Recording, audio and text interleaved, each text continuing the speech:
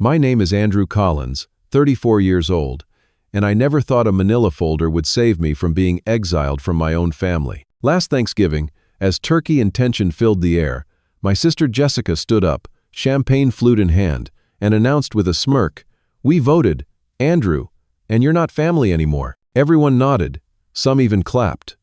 The betrayal cut deeper than any knife on that table. I laughed softly, reached into my bag and said, "Then you won't need this." Before I continue this story, where are you watching from?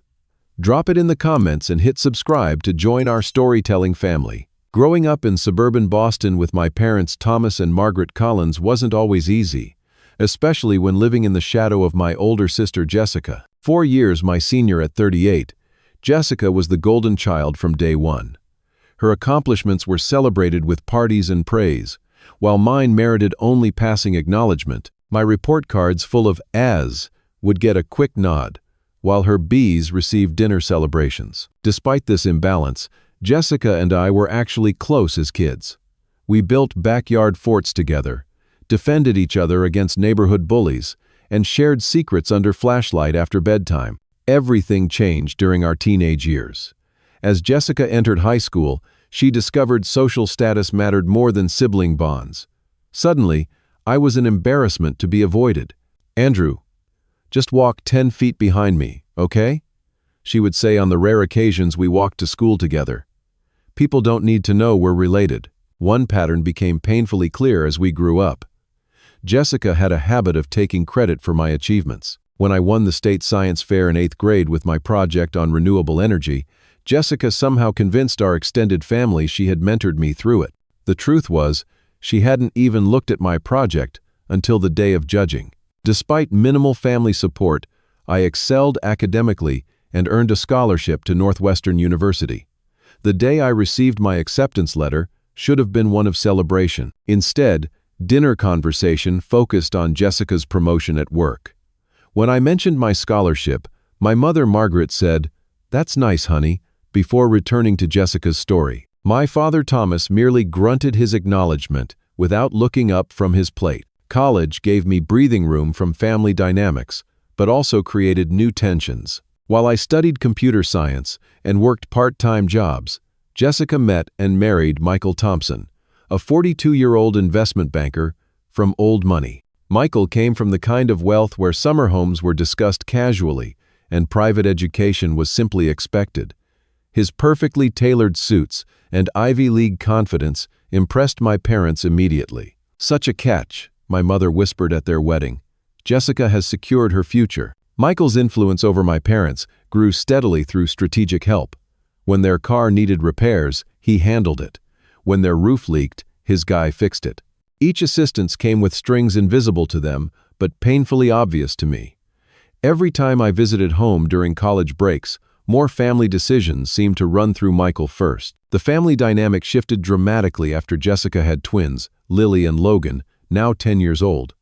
Suddenly, I wasn't just the lesser child, but the lesser adult who wasn't building a proper family. Never mind that I was building a tech startup that eventually succeeded beyond anyone's expectations. My professional accomplishments in the technology sector only seemed to fuel Jessica's resentment rather than admiration. "Anyone can get lucky with those internet things," she dismissed at a family dinner when my parents briefly mentioned my company's successful funding round. "Real stability comes from traditional investments, right, Michael?" As my parents aged into their 70s, I noticed Jessica and Michael exercising increasing control over their decisions. Dad, once vibrant and opinionated at 72, now deferred to Michael on everything from vacation plans to medication schedules. Mom, 70 now, constantly sought Jessica's approval before making even minor purchases. My attempts to maintain independent relationships with my parents were consistently blocked. Phone calls went unanswered, then returned days later with Jessica audibly coaching responses in the background. Visits were rescheduled last minute due to health concerns that mysteriously disappeared when other relatives visited. Holiday gatherings became progressively more tense over the past 3 years. What once were occasions for genuine family connection, despite our differences, transformed into carefully orchestrated displays of Jessica and Michael's influence. I would arrive to find seating arrangements, keeping me far from my parents, conversations steered away from my life, and photo opportunities that somehow excluded me. Last Christmas hit a new low when I accidentally overheard Jessica in the kitchen telling our Aunt Deborah that my business was probably laundering money and that I couldn't be trusted around Dad's investments. The accusation was not just false, but projecting exactly what I had begun to suspect about Michael's own business practices. When I confronted Jessica privately about these comments, her response chilled me. "Know your place, Andrew," she said, her voice eerily calm. "Some family members are more essential than others. Don't make us choose." It was the first hint that a plan to remove me from the family entirely was already in motion. April arrived with its typical Boston rain showers and an unusual email. My father had apparently hit reply all instead of reply on a message about investment restructuring. The email chain included Jessica, Michael, and someone named Gregory Hoffman from Michael's investment firm. What caught my attention wasn't just being accidentally included, but the content discussing my parents' retirement funds being reallocated according to our discussion. The wording felt off. My father, a former accountant who had always managed his own finances meticulously, was now apparently agreeing to major changes without asking a single question. His reply was a simple, "Whatever you think is best, Michael." That single email sparked my suspicions. I began researching Michael's investment company, Thompson Strategic Wealth, finding several concerning reviews from former clients, mentioning aggressive reallocation strategies and difficulty accessing principal investments. Nothing explicitly illegal appeared in public records, but enough red flags emerged to keep me digging. In May, fate intervened through a chance encounter at a downtown Boston coffee shop. I was working remotely when someone called my name. Looking up, I saw Sam Parker, whom I recognized as Michael's former business partner from company photos I'd seen at family gatherings years earlier. "Andrew Collins, right? Jessica's brother?" Sam said, approaching with a coffee in hand. "I thought that was you." Our casual conversation turned serious when I mentioned Michael in passing. Sam's expression darkened visibly. "Listen, I don't want to get involved in family matters," he said, lowering his voice. "But if your parents have substantial investments with Thompson Strategic, you might want to look closer." Initially reluctant, Sam eventually revealed that his partnership with Michael had dissolved over ethical disagreements regarding client fund management. Michael has a talent for making older clients dependent on his advice, while gradually moving their assets into higher fee structures, Sam explained. "Nothing technically illegal if the paperwork is signed, but definitely exploitative. That's why I left." Throughout June, July, and August, I conducted a careful investigation. My background in technology proved useful as I traced digital paper trails and connected financial dots. What began as vague concern crystallized into horrifying certainty. I discovered documents with my father's signature approving high-risk investments completely out of character for his conservative financial approach. Some signatures showed subtle differences when compared to his known handwriting. By late August, I had compiled evidence suggesting Jessica and Michael had been systematically siphoning funds from my parents' retirement accounts into offshore investments under their control. Conservative estimates showed nearly 60% of my parents' retirement savings had been diverted over 3 years. September brought multiple attempts to meet privately with Jessica. Each was rebuffed with transparent excuses. "The kids have activities. Michael's family is visiting. It's just not a good time, Andrew." My persistence earned me a threatening text message. "Stop trying to insert yourself where you don't belong. Mind your own business, or there will be consequences for your relationship with Mom and Dad." The threat only confirmed I was onto something significant. In October, I consulted with Danielle Walsh, a financial fraud specialist recommended by a trusted colleague. After reviewing my findings under confidentiality, she confirmed my worst fears. "This shows classic signs of elder financial exploitation," Danielle said, pointing to transaction patterns. The gradual isolation from other family members, the unusual asset movements, the questionable signatures. "I've seen this pattern before, and it rarely ends well for the victims." With Danielle's help, I compiled all evidence into a comprehensive folder with professional analysis attached. Each document was organized, annotated, and cross-referenced to build an undeniable case. The evidence included bank statements, signature comparisons, email communications, and expert analysis. The ethical struggle about confronting my family weighed heavily on me. Exposing Jessica and Michael meant potentially destroying my parents' relationship with their daughter and grandchildren. Not exposing them meant allowing the continued exploitation of my parents. There seemed to be no path that didn't lead to familial heartbreak. As I deliberated my next steps, an unexpected Thanksgiving invitation arrived in late October. After being excluded from several recent family gatherings with various excuses, this sudden inclusion felt suspicious. The invitation came directly from Jessica rather than my parents. Another unusual detail. "We should all be together for Thanksgiving," her message read with forced warmth. "Mom and Dad would love to see you." After careful consideration, I decided to attend, bringing my evidence folder as protection rather than intending confrontation. My hope was to assess my parents' well-being, perhaps find a private moment to raise concerns with them directly, and only use the evidence if absolutely necessary. Little did I know that Thanksgiving would become the day everything would change. The drive to my parents' suburban home on Thanksgiving morning felt surreal. Fall decorations lined Maple Street just as they had throughout my childhood, with wreaths on doors and pumpkins on porches creating an atmosphere of warmth that contrasted sharply with the cold reception I expected. Pulling into the familiar driveway, I noticed several cars I recognized as belonging to extended family members. My parents' modest colonial now featured an ostentatious harvest display that seemed more appropriate for a magazine shoot than their typically understated holiday decor. A large wreath with Thompson Family Thanksgiving hung prominently on the front door, the surname change not subtle in its messaging. The greeting I received upon entering confirmed my outsider status. Aunts and uncles who once hugged me warmly now offered stiff nods. Cousins who grew up playing hide-and-seek with me throughout this house now engaged in awkward small talk before finding reasons to move away. The only genuine welcome came from my 10-year-old niece Lily, who ran up for a quick hug before Jessica called her away with a sharp "Lily, come help in the kitchen." An hour later, Jessica and Michael made their entrance like visiting royalty. Jessica wore an expensive designer dress entirely impractical for a family cooking day, while Michael sported a cashmere sweater that probably cost more than most people's entire Thanksgiving budgets. They moved through the rooms greeting everyone by name, saving me for last with the briefest acknowledgments possible. "Oh, Andrew, you made it," Jessica said without making eye contact, her tone suggesting my presence was a minor inconvenience rather than desired. Walking through my childhood home, I was struck by changes that went beyond holiday decorations.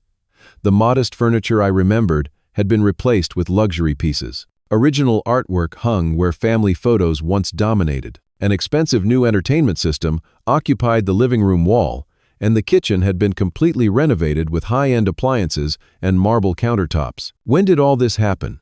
I asked my father during a brief moment alone. "Oh, you know," Thomas replied vaguely, his eyes darting toward Michael across the room. "Jessica and Michael helped us upgrade a few things. Makes your mother happy." Dad seemed different beyond the usual aging process. At 72, he'd always maintained a sharp mind and quick wit, but today he appeared confused, his thoughts trailing off mid-sentence. He checked his watch frequently, not because he had somewhere to be, but as if he couldn't quite remember what time it was. My mother Margaret moved nervously around her own kitchen, constantly seeking Jessica's approval for each dish and placement. When I offered to help, Mom looked to Jessica before responding. "Andrew wants to help," she said, her voice uncertain. "He'll just disrupt our routine," Jessica replied dismissively. "We have a system, Mom." My younger cousin Jake, 27 and usually absorbed in his phone, surprised me by whispering as we both reached for drinks. "Things have been weird, man. Really weird since last Christmas. Nobody talks about it, but everyone notices." Before I could ask for details, Michael swooped in, physically positioning himself between us. "Jake, just the man I wanted to see. Come tell me about that new job." He steered Jake away, glancing back at me with a warning look. The control Michael exerted extended to every aspect of the gathering. He determined drink options, expertly steered conversations away from certain topics, and had clearly orchestrated seating arrangements with name cards placing me at the far end of the table, separated from my parents by several relatives I barely knew. Throughout the afternoon, Jessica performed affection toward our parents that seemed designed for audience appreciation rather than genuine connection. She loudly announced each thing she did for them, guided them physically even when they needed no assistance, and frequently mentioned everything we do for Mom and Dad within my earshot. When I attempted to help my mother in the kitchen between preparations, Jessica quickly intervened. "You're disrupting our routine, Andrew," she said sharply. "Mom gets confused when plans change." "Isn't that right, Mom?" My mother, who had successfully prepared Thanksgiving dinner for 20-plus people for decades without confusion, merely nodded and moved away from me. During a rare moment alone with Mom, as she retrieved something from the pantry, I tried to connect. "Mom, is everything okay?"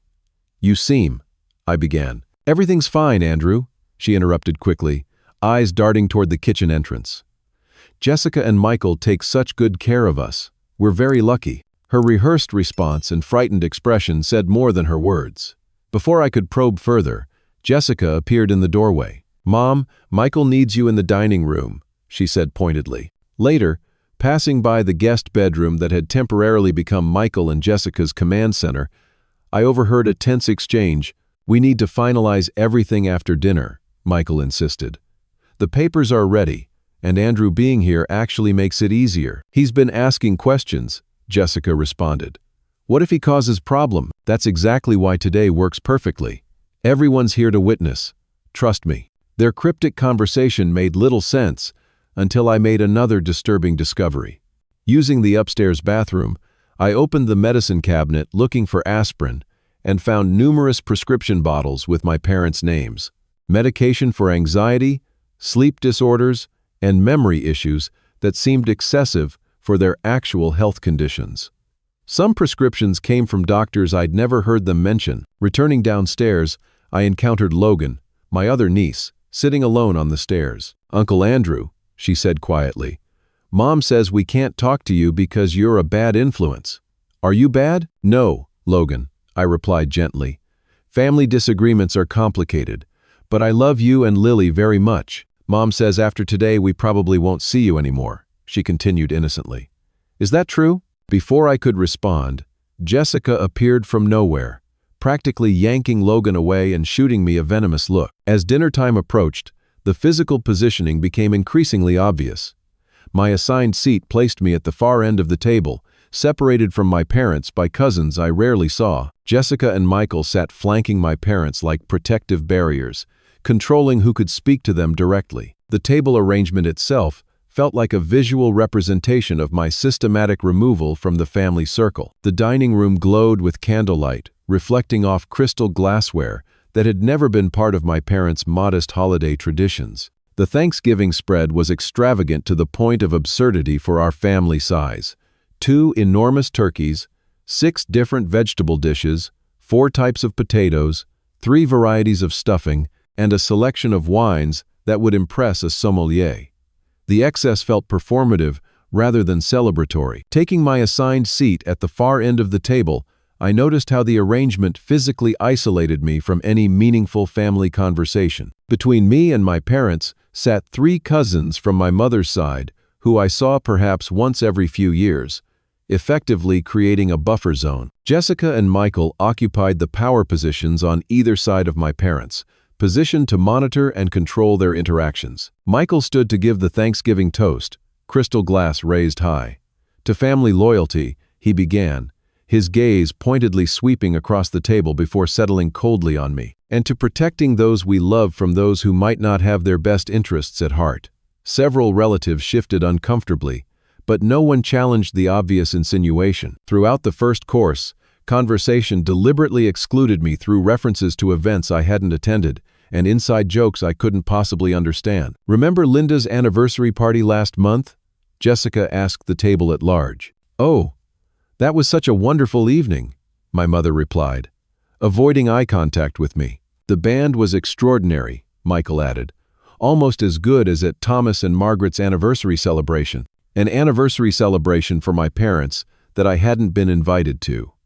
The realization stung, but I maintained my composure, focusing on my plate rather than their satisfied expressions. When I attempted to participate in conversation, Jessica systematically undermined each comment. "How's the new development project going, Uncle Rick?" I asked my father's brother. Before he could answer, Jessica interrupted, "Andrew doesn't really understand real estate, Uncle Rick. Tell us more about the community center fundraiser instead." As the main course was served, discussion turned to family financial decisions I knew nothing about. "The cabin property is officially sold," Michael announced. "Got even more than we expected." My head snapped up. The small lake cabin in New Hampshire had been in our family for 3 generations. My grandfather had built it himself, and some of my happiest childhood memories took place there. I hadn't heard any mention of selling it. "You sold the cabin?" I asked, unable to hide my shock. "It was becoming a financial burden," my father responded mechanically, as if reciting a line. "Michael found us an excellent buyer." "But Dad, you always said that cabin would stay in the family forever. You wanted to pass it down to grandchildren someday." "Plans change," Jessica interjected sharply. "Mom and Dad needed to liquidate some assets for their future security. Not that you've been involved in helping them plan." The dinner continued, with increasing tension, as Michael made several comments about cleaning house and removing toxic elements from our lives. Each statement was delivered with meaningful glances in my direction, laying groundwork for whatever was coming. After pumpkin pie and coffee were served, Jessica dramatically placed her napkin on the table and stood, champagne flute in hand. The room fell silent as she prepared to speak, her expression an unsettling mixture of solemnity and poorly concealed satisfaction. "Family is everything," she began, her voice carrying through the dining room. "It's the foundation that supports us through life's challenges. It's the circle of trust that must remain unbroken." She paused, surveying the captive audience before continuing. "Sometimes, protecting family means making difficult decisions. It means recognizing when someone threatens the harmony and security we've built." Her eyes fixed on me with undisguised hostility.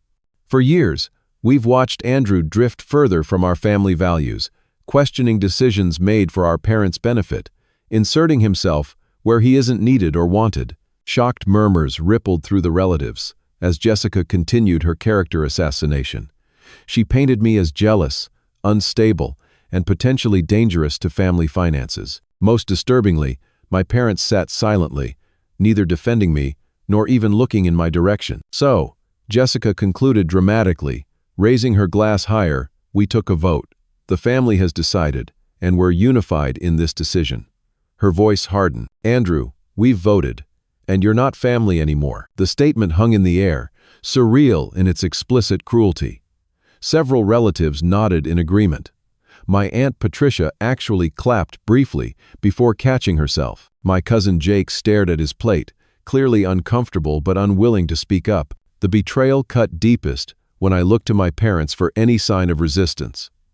My father stared blankly ahead, while my mother dabbed at tears that seemed more about her own discomfort than concern for me. They were allowing this exile without protest. In that moment, something unexpectedly calm settled over me. The shock and hurt remained, but beneath them emerged a steady resolve. I had come prepared for the possibility of confrontation, though nothing this dramatic. The evidence in my bag suddenly felt less like protection and more like justice. I laughed softly, the sound cutting through the tense silence.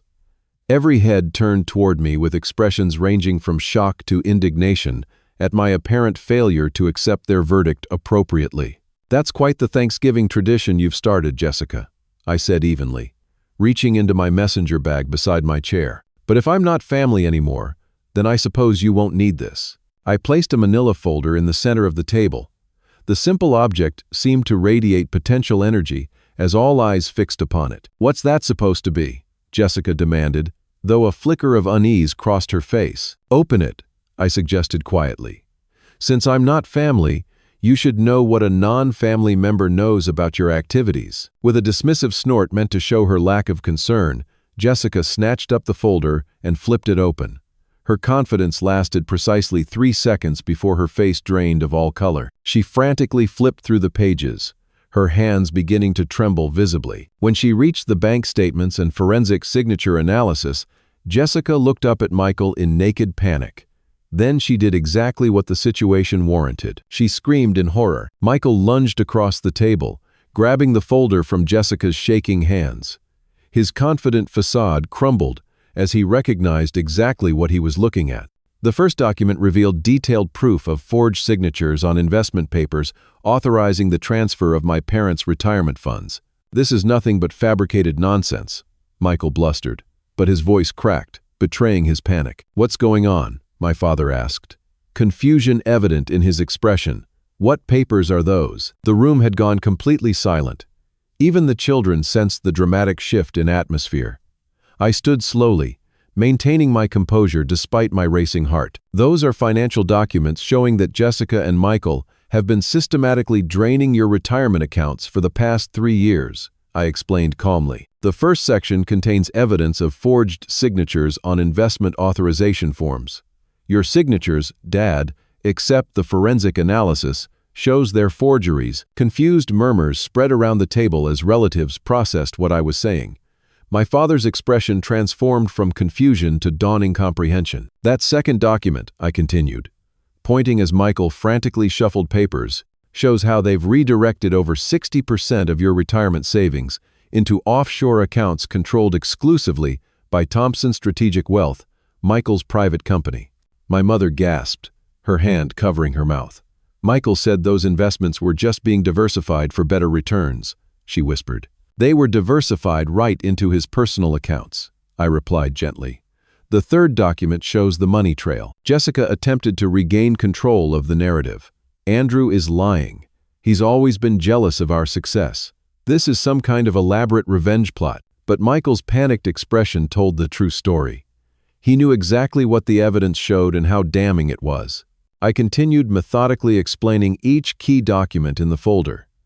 "Your house has been remortgaged twice in the past 18 months without your full understanding. The equity has been channeled into an investment account you don't control and can't access." My father's face had gone from confused to ashen. "But we paid off this house 15 years ago," he said, his voice small. "Not anymore," I replied sadly. "According to county records, there's a new mortgage for $600,000 with a surprisingly high interest rate held by a subsidiary of Michael's company." As relatives began whispering among themselves, I pulled out another damning piece of evidence. This section contains medical records showing unnecessary medications prescribed to both of you by doctors connected to Michael's brother-in-law. I looked directly at my parents. Medications for anxiety, memory issues, and sleep disturbances that make you more compliant and less likely to question financial decisions. My mother reached for the prescription list with trembling hands. "These are my pills. Michael said they would help with my stress about finances. They're designed to make you foggy and dependent," I explained gently. "Dad's medication is even stronger." Each revelation landed like a physical blow, the family's shock palpable. But the next piece of evidence silenced even Jessica's attempts to interrupt. This section contains email threads between Jessica and Michael discussing how to handle me permanently. I kept my voice steady, despite the personal hurt these had caused me. They detail plans to systematically turn family members against me, create legal barriers keeping me from contacting you, and ultimately have me removed from all family legal documents including your will. I pulled out bank statements showing millions transferred to offshore accounts.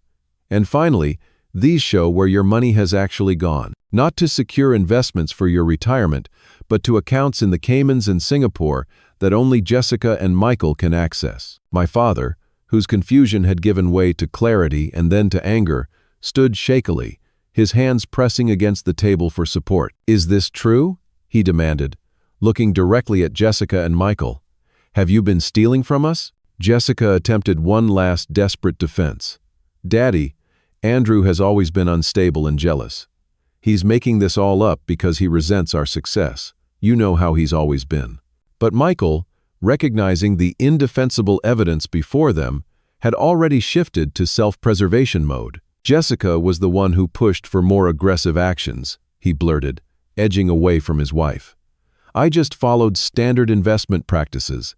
If there were any irregularities, they were her idea." Jessica's head whipped toward him, betrayal and fury replacing the panic in her eyes. "You bastard. This was all your plan from the beginning. You told me my parents needed protection from Andrew's influence." Their unified front collapsed completely as they turned on each other. I addressed the stunned gathering calmly. "I should mention that I've already provided copies of all these documents to the appropriate authorities. Financial crimes investigators have been building a case for weeks." At this news, Michael made a move toward the dining room exit, but my cousin Jake surprisingly stood up, blocking his path. "I knew something was wrong," Jake said, looking at me with newfound respect. "The way they've been controlling everything, isolating Thomas and Margaret. I should have said something sooner." Around the table, the family dynamic shifted visibly as the truth settled in. Relatives who had minutes earlier tacitly supported my exile now looked at Jessica and Michael with disgust and betrayal. Some moved physically away from them. Others began examining the evidence I'd presented. My mother began weeping softly while my father's face hardened with resolve I hadn't seen in years. The fog of medication and manipulation seemed to lift temporarily through sheer force of will. "All this time," he said quietly, "I thought I was losing my mind. The confusion, the missing memories, the constant exhaustion. It was the medication they were giving me." The power in the room had shifted completely. What Jessica had orchestrated as my exile had transformed into her own exposure and downfall. The truth had shattered her carefully constructed narrative, leaving the real story exposed for everyone to see. Jessica's emotional breakdown was spectacular to witness, cycling rapidly between rage, fear, and desperate justification. "Everything I did was for this family," she screamed, mascara streaking down her face. "You have no idea the pressure, the expectations. Andrew was going to ruin everything with his questions and suspicions." Michael, showing his true character, immediately tried distancing himself from decisions he'd previously championed. "As I've been trying to explain, most of these investments were standard industry practice," he claimed, straightening his cashmere sweater like armor. Jessica may have taken things too far with some of her suggestions regarding her parents' care. Within minutes, they were turning on each other completely, unintentionally revealing even more damning information in their mutual blame game. "You said no one would ever check the signatures," Jessica accused. "You were the one who wanted to increase their medication dosages." Michael fired back. "It was your idea to sell the cabin without telling Andrew. You suggested removing him from the will first." Their rapid-fire accusations confirmed every suspicion I'd investigated and added new layers of betrayal no one had imagined. My parents sat shell-shocked, witnessing the complete unraveling of their daughter's facade. I finally allowed my controlled anger to surface, approaching Jessica directly while family members watched in stunned silence. "All these years," I said, voice tight with emotion, "I tried to understand why you resented me so much. What had I done to deserve being pushed out of my own family? Tell me now, Jessica. Tell everyone the real reason." Jessica's composure cracked completely under direct confrontation. "You were always the smart one," she exploded. "The special one. Dad's little genius who was going to do important things. I worked twice as hard for half the recognition." "That's not true, Jessica," my father interjected weakly. "We were always proud of you both." "Liar," she spat. "When Andrew got into Northwestern, you called everyone we knew. When I made management at my firm, it was just, 'That's nice, dear.' So, yes, when he started getting suspicious about our financial arrangements, I saw an opportunity to finally be the only child you needed." Her raw admission silenced the room. The jealousy that had festered for decades had mutated into something destructive enough to tear apart our entire family. "And that justifies stealing their retirement? Medicating them into compliance? Turning the entire family against me?" I asked, maintaining my distance, despite wanting to shake sense into her. Jessica had no answer that could possibly justify her actions. Her silence was confession enough. Around the table, family members began processing their unwitting roles in ostracizing me. My Aunt Patricia, who had clapped at my exile announcement, now looked mortified. "Jessica told us Andrew had been financially abusing Thomas and Margaret," she admitted, "that he was trying to access their accounts for his failing business." "My business is doing exceptionally well," I corrected calmly. "Unlike Michael's, which appears to rely heavily on exploiting his own family members." Michael, seeing the walls closing in, suddenly bolted for the front door. His escape attempt was short-lived. As he yanked open the front door, he came face to face with two police officers I had arranged to arrive at precisely this time. I had called them before even entering the house, scheduling their arrival for after dinner, when I suspected confrontation might be inevitable. "Michael Thompson?" one officer asked. "We'd like to ask you some questions regarding potential financial exploitation allegations." As Michael was escorted to a police cruiser, I returned to the dining room to address the stunned family gathering. I explained the legal options moving forward and outlined my plans to help recover as many of my parents' assets as possible. "This isn't just about money," I explained. "It's about autonomy and dignity. Mom and Dad deserve to make their own choices about their lives, their health, and their finances." My father, looking simultaneously older and more clear-eyed than he had all day, approached me slowly. His hands trembled, but not from weakness. "I don't know how to begin to apologize, Andrew," he said, voice breaking. "We failed you completely.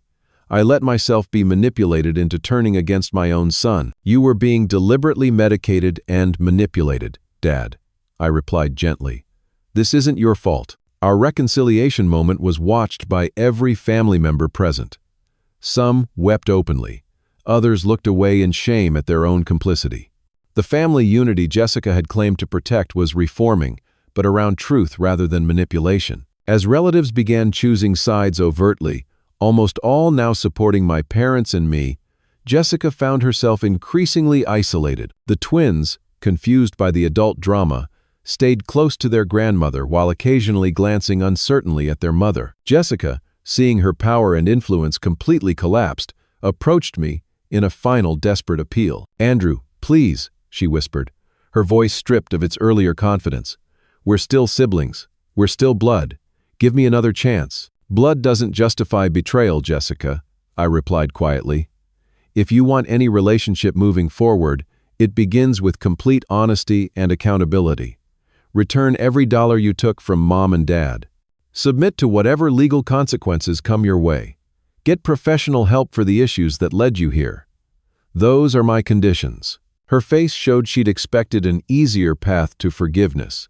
In that moment, I recognized she still didn't understand the magnitude of what she'd done. Perhaps she never would. As the evening ended, family members left subdued, processing the dramatic revelations. My parents decided to stay with me temporarily while we sorted out medication issues and began the process of reclaiming their financial independence. Jessica was left to face the beginning consequences of her actions alone, a fitting symmetry to the isolation she had planned for me. 6 months after that fateful Thanksgiving, much had changed for our family. My parents now lived in a comfortable condo close to my home, their finances slowly rebuilding under careful management. The recovery of assets from Michael's offshore accounts was ongoing, but we'd already reclaimed a significant portion of their retirement savings. Jessica faced serious legal consequences for elder financial abuse and fraud, eventually accepting a plea deal that included restitution, community service, and probation. Michael hadn't fared as well, receiving prison time for his more extensive financial crimes involving multiple families beyond our own. Their divorce proceedings were contentious and public, their carefully constructed image of success shattered completely. Despite the vindication of having my suspicions confirmed, I initially struggled with anger and hurt that threatened to consume me. Watching my parents grapple with the dual betrayals of their daughter's actions and their own manipulated complicity was painful beyond words. "I keep thinking I should have known," my father said during one of our weekly dinners. "What kind of father doesn't recognize when he's being drugged and stolen from by his own daughter?" "The kind who trusts and loves unconditionally," I answered. "They weaponized your best qualities against you." The process of rebuilding trust with family members who had abandoned me proved complicated. Some relationships healed quickly through sincere apologies and changed behavior. Others required more time and boundaries. A few relatives, too embarrassed by their complicity, drifted away entirely rather than face what had happened. The following Thanksgiving looked nothing like the previous year's spectacle. We gathered in my apartment, a smaller group comprised only of those who had demonstrated genuine remorse and changed behavior.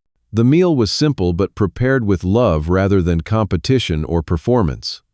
My parents, now clear-headed without unnecessary medications, participated fully in cooking and conversation. "I never thought I'd enjoy a holiday again," my mother admitted as we shared pumpkin pie. "But this feels like family should feel. Safe, honest." My father's recovery, both financially and emotionally, had been remarkable to witness. At 73, he had reclaimed his sharp mind and independent spirit once the fog of medication lifted. He'd become passionate about educating seniors about financial exploitation, even speaking at community centers about his experience. "If sharing my story prevents one other family from going through this, then something good came from it," he often said. Throughout this period, I reflected constantly on how close I'd come to losing everything that mattered. One uninvestigated email, one missed connection with Sam Parker, one decision to skip that Thanksgiving dinner, and the outcome might have been catastrophically different. My parents might have been left penniless and still believing I had abandoned them. The psychological journey from family scapegoat to their advocate and protector taught me painful but necessary lessons about loyalty. True loyalty isn't blind obedience or silent acceptance of harm. True loyalty sometimes requires difficult confrontations and uncomfortable truths when someone you love is being hurt. The question of forgiveness remained complex. I had selectively forgiven family members who demonstrated genuine remorse and changed behavior.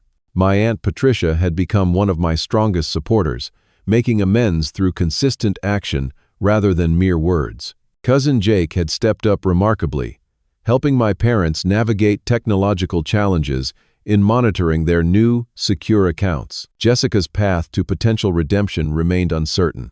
Our limited contact happened primarily through her lawyer and therapist. The twins now spent regular time with their grandparents under my supervision, building relationships damaged by years of their mother's manipulations. Whether Jessica could eventually earn back any measure of trust remained an open question that only time would answer. Perhaps the most positive outcome was the family's new commitment to transparency and honest communication. Regular family meetings included open financial discussions, clear boundaries, and explicit permissions rather than assumptions.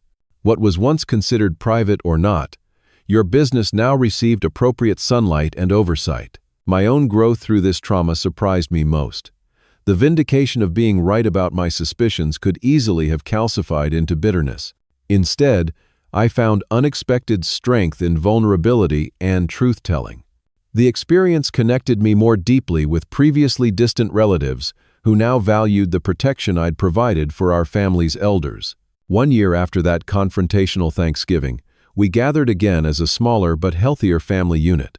My father raised his glass in a toast that brought tears to everyone's eyes. To Andrew, who taught us that sometimes the greatest act of love isn't staying silent to keep peace, but speaking truth to prevent harm.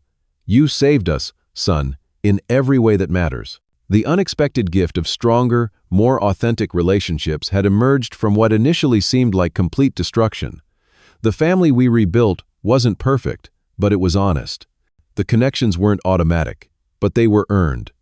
The love wasn't blind, but clear-eyed and chosen. I've come to believe that truth, though initially painful, is the only possible foundation for genuine love and loyalty. Relationships built on lies eventually collapse, while those grounded in honesty can withstand almost any challenge. Sometimes, losing a false family is necessary to find your true one. Have you ever had to stand up against your own family to protect someone you love? What would you have done in my situation? Share your thoughts in the comments, and if this story resonated with you, please like and subscribe for more real-life experiences. Thank you for listening to my journey from betrayal to healing. Remember that sometimes the family we choose to build after trauma can be stronger than the one we thought we had. Stay strong, and I wish you the wisdom to recognize the difference between blind loyalty and true love.